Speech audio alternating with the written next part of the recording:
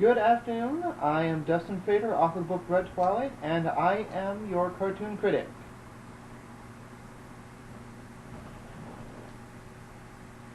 Show me the title code again? Ah, damn it. Captain Planet!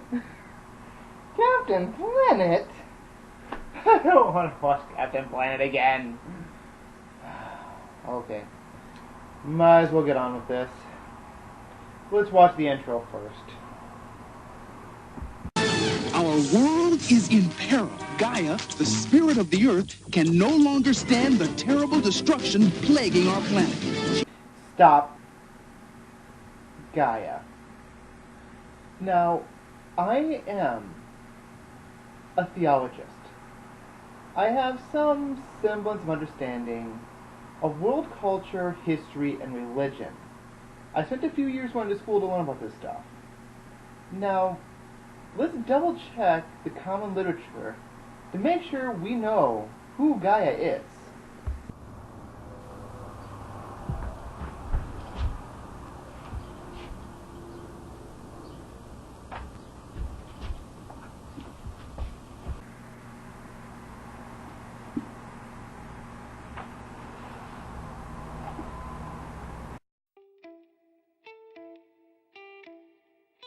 In Greek mythology, Gaia, also pronounced Gaia, was the personification of the earth, and one of the Greek primordial gods.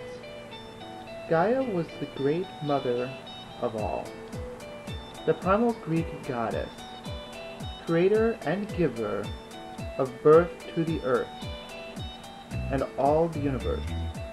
The heavenly gods, titans, and giants were born of her.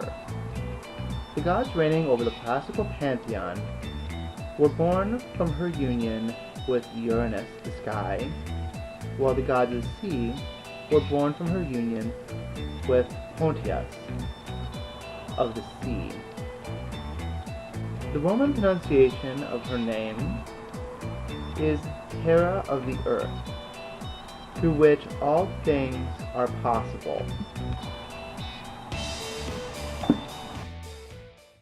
So seeing that Gaia can no longer stand the terrible destruction plaguing our planet, let me take a guess at what happens next.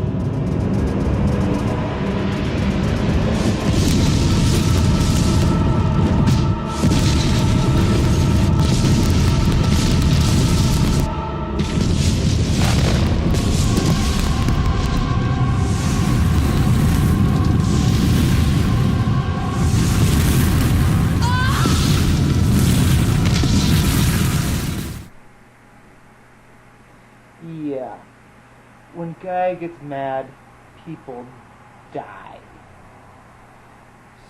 So, if Whoopi Goldberg over here whips out her full cosmic power, we're pretty much fucked.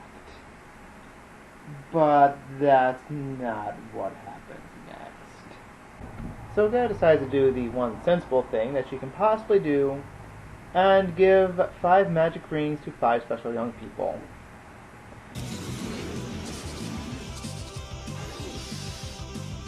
We have the Black Ranger, the Red Ranger,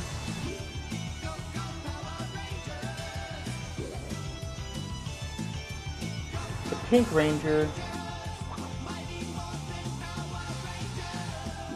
the Yellow Ranger,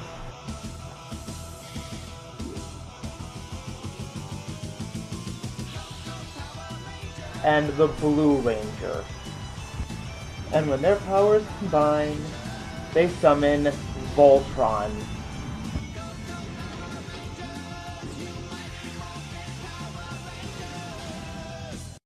By the way, this was the middle of the 90s, and groups of teenagers with superpowers was kind of a thing back then.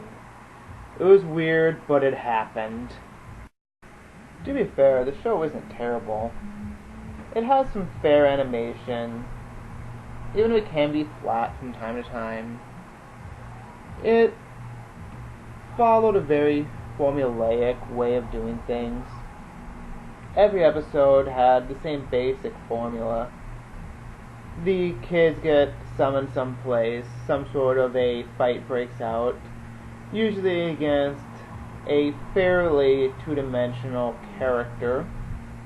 Someone like Dr. Blight, Verminous Scum, Duke Nukem, or Tim Curry. Want to be any worry? Well, you got caught with a flat world. How about that? Well, babies, don't you panic. By the light of the night, it'll all seem alright. I'll get you a satanic mechanic. I'm just a sweet transvestite from transsexual Transylvania.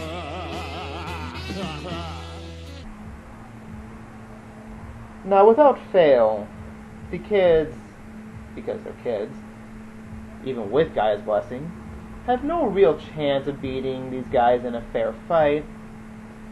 So, they summon Captain Planet.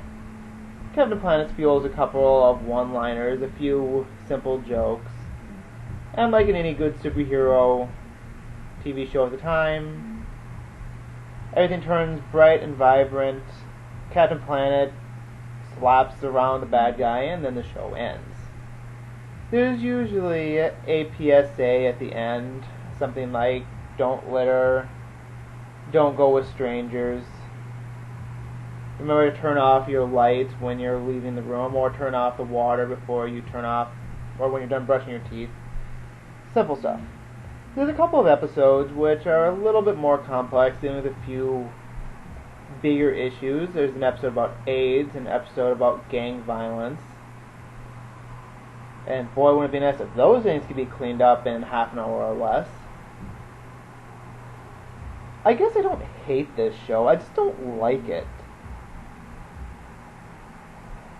Anyway, I think that's about enough for today. Thank you very much. Have a good day.